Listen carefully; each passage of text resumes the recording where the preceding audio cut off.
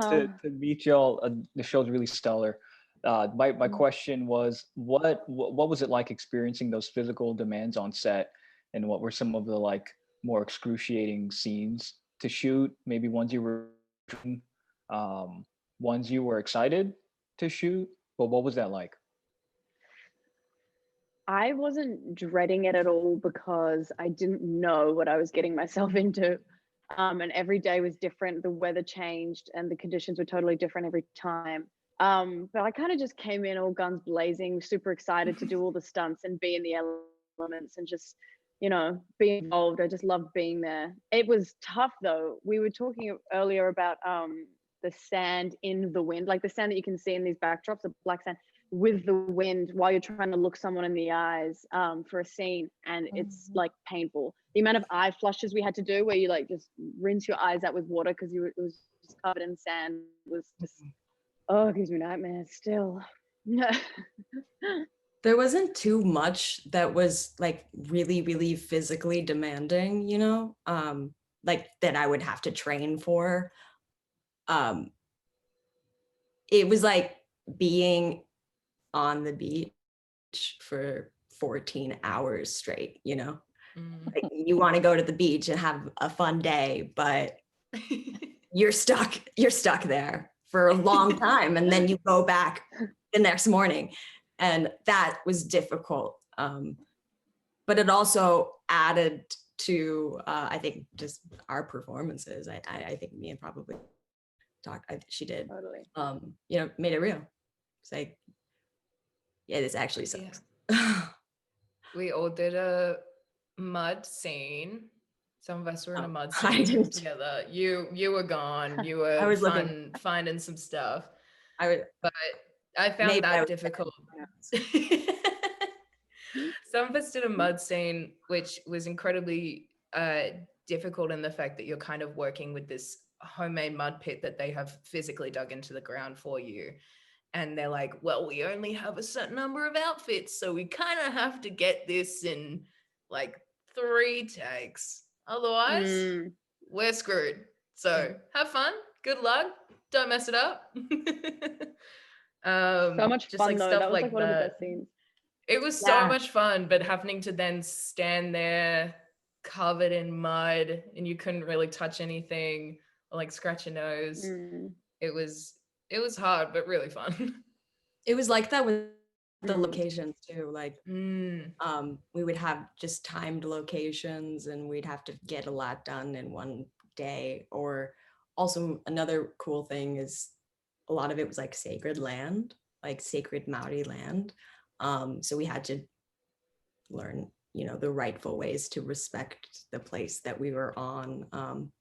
And there are a lot of places that had never been filmed on before too, So it was just like a learning process for us and the crew. The show is really spectacular. Thank you. I just wanted to ask who or what helped influence your portrayal of your respective characters. Everyone's attitudes and personalities are so unique and complementary at the same time. So I was just curious what you were drawing on, any kind of like crazy relatives or maybe even just parts of yourself that started to come out, throughout the filming of this. Yeah, I'd say that for me, there are parts of me that I tapped into just in terms of like I not on a day-to-day basis aggressive like Rachel is, but I can be when I feel like I'm being violated in some way, or I feel like someone's pushing too hard. But I'm also learning to figure out exactly where my threshold is, and not letting people cross those boundaries. And that's something that Rachel does very well. She's very outspoken about how she feels.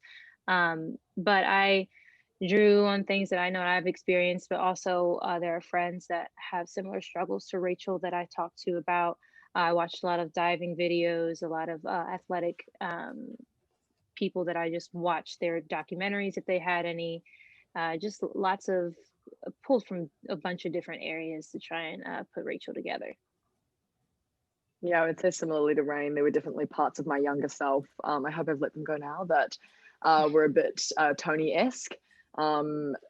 yeah, just quite a fierce, feisty young person, I think I might have been. So there were definitely moments in which I could empathize with how she may have been feeling and why she reacted those ways.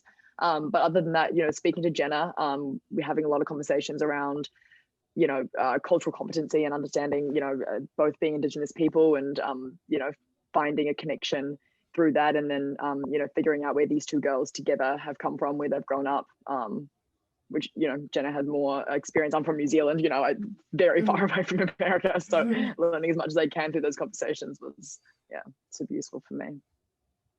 Yeah, and for me, it was a lot of bringing my own experiences into Martha as well, as well as watching like YouTube kind of like trauma victims. Like I was watching like old videos that like me and my mom were able to find, and we were watching like their stories and like how they got through it and how they're like what sorry, I'm like stammering so much.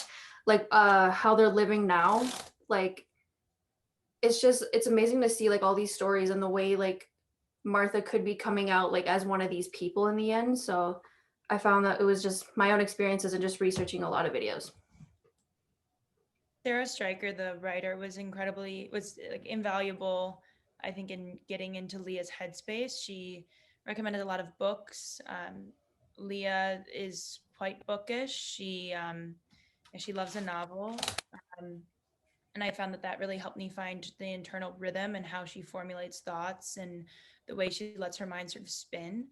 But Leah, I think, sits in a lot of guilt and shame. So it's figuring out what that feels like in my body and how I can try to motivate that into a different sort of character and how they express that, because I think it's different from how I do. I think Leah starts off sort of with self-infliction in a way and a lot of self-destruction, and then ultimately channels that outward to the group. So that was an interesting path to sort of forge in figuring out that element of self-expression.